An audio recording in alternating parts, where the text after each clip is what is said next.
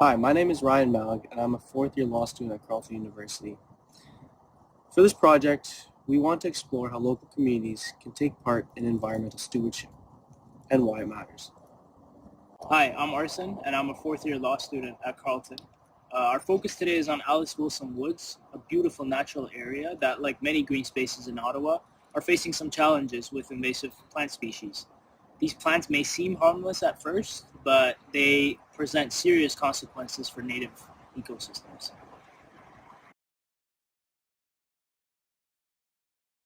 Hi, my name is Kevin Johnson. I've lived in Beaverbrook for 35 years. I was an engineer by trade.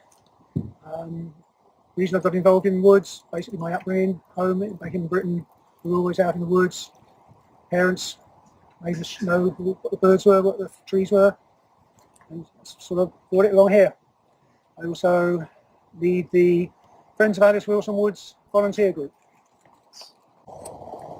Hi, so I'm Diane Tessier. I live here in Beaverbrook. I've been here for about 31 years. We started a tree inventory program about 8 years ago. During that work, we became aware of invasives, especially when we were working in the parks in 2021. And we became very much concerned with what the impact on Alice Wilson Woods, and that's why we've gotten involved with invasive removal. I'm Robert McCauley. I'm a member of the Kanata Beaverbrook Community Association Board of Directors, and we sponsored the aforementioned tree inventory work that's been going on for about 8 years, and that included inventorying all the trees on private property and public parks and street trees as well, to give us a good idea of what we've got to manage. Most of us, including myself, came here because of the forest, the trees primarily, and we'd like to make sure that they are sustained. And so part of what the KBCA does is sponsor activities, including the Friends of Alice Wilson Woods, in fostering a sense of stewardship of the green spaces we have, and I'm happy to be part of that.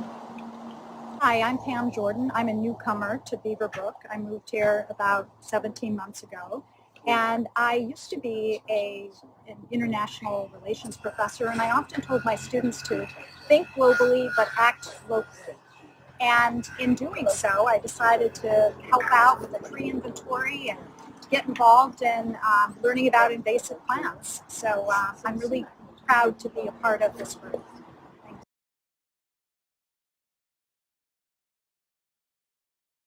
So what environmental or climatic conditions help these species persist and expand? So obviously the climate has to be acceptable to the plant, but most of these plants are extremely hardy and adaptable, so that gives them an advantage. The other thing is that they're in a new or novel environment, so they have few, if any, natural predators, which means they can run rampant. The other thing that they typically share is that they have prolific seed production, and often their seeds are, well, sometimes they're eaten, sometimes they're not. And the other thing too is that they may have adaptations where they actually alter the soil around them so that they suppress other growth and they favor their own progeny, and that's how they quickly start taking over. So what strategies are currently used to control or reduce invasive plants in Alice Wilson Woods, and what would a typical volunteer removal or restoration effort look like? That's a good question. So right now we've only really tried to tackle one of the invasives here, and that's mainly DSV. It is very prolific here, very dense. Typically the best way that we found is to actually cut it. We've tried different strategies. Some of them were less successful, so cutting is definitely the better way to go. In a natural environment, some people would say, well, tarp or even till the soil and get all of the roots, but in a natural environment, that's not possible. So cutting repeatedly is, and over many, many years, just staying on top of it is the best way to go. What we found is that, for example, Alice Wilson Woods, it took us about 100 hours of volunteer work over a period of 3 weeks to collect about 75 contractor-sized garbage bags of DSV. What we were going for at that point was suppressing all of the seeds so that at least we're preventing future generations, and we're not allowing it to spread. So that is pretty backbreaking work. You're cutting it about 6 to 8 foot off the ground.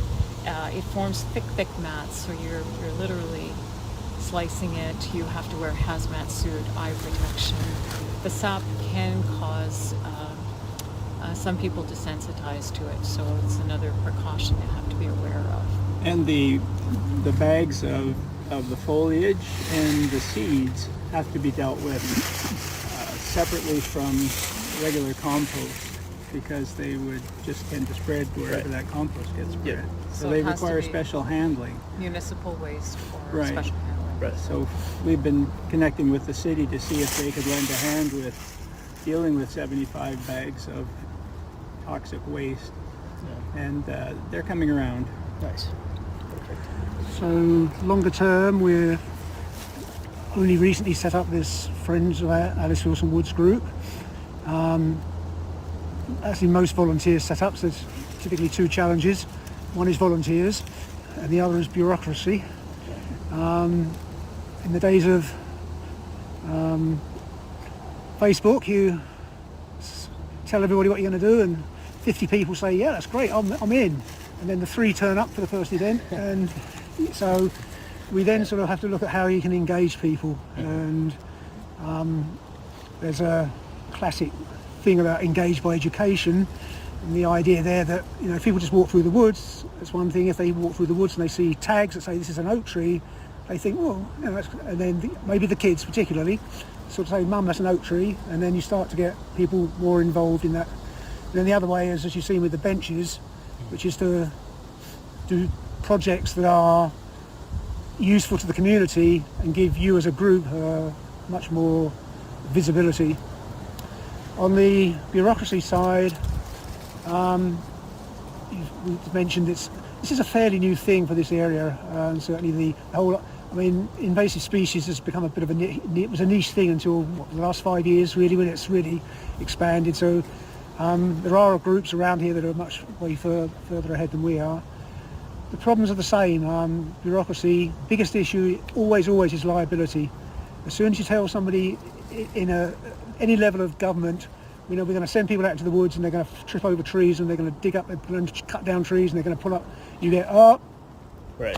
Yeah, it's too much. where's your insurance? Yeah. So, and as Diana said, I mean, if we ever do get into getting rid of the large-scale invasive species in here, we've got to have somebody on side who's ready to take it all, cart it away. Right. You can't just throw stuff away. I mean, certainly all of these invasive species have a protocol on how you're supposed to get rid of it. Mm-hmm. Right. And we're encouraged as well by the city, members of the city council, as well as people who work in the city in the forestry department, that they're now very much engaged with members of the community in talking about how to improve the coordination of removal of safe removal of invasive plants, Mm-hmm. Right. and how to give us as community members resources to help us do that. So what inspired you to dedicate your time to this kind of work? Well, I think for me, I just cared about the environment, and I just couldn't believe how the woods were changing and how I couldn't believe that it was just a sea of DSV here, where there used to be more trilliums and more not dog strangling vine, but dogtooth violet. So the natural plants here, and I could see how it was obliterating the young maple trees that were trying to grow. So it just felt like it had to be done, and I was going to be one of the ones that would do it. That's great. It's amazing. Yeah, much the same. Sort of used to walk through the woods. You realise over the years that it's not exactly managed, and certainly in recent times the risk of fire.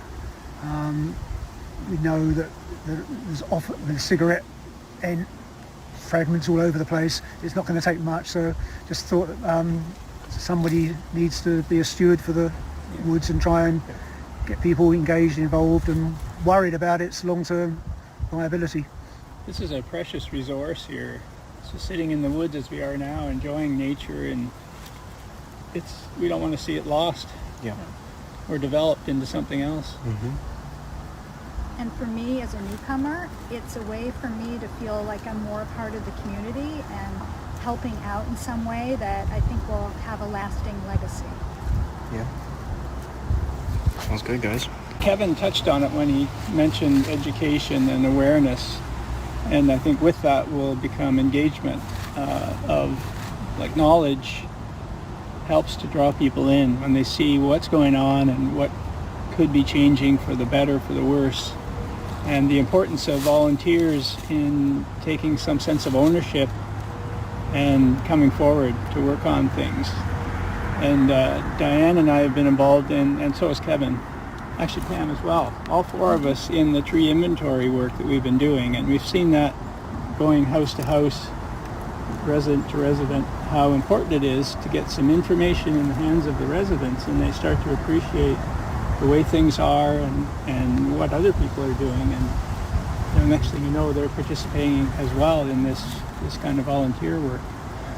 And actually the fact that you two guys are doing this video is another way of getting the word out in a new form to the residents. And out of that whole, there's a variety of things we're trying to move forward in the next year. And it will be kind of a call to action. Like, we know what we've got to do. Let's get some more active participation. And I think that's what will bring about the change.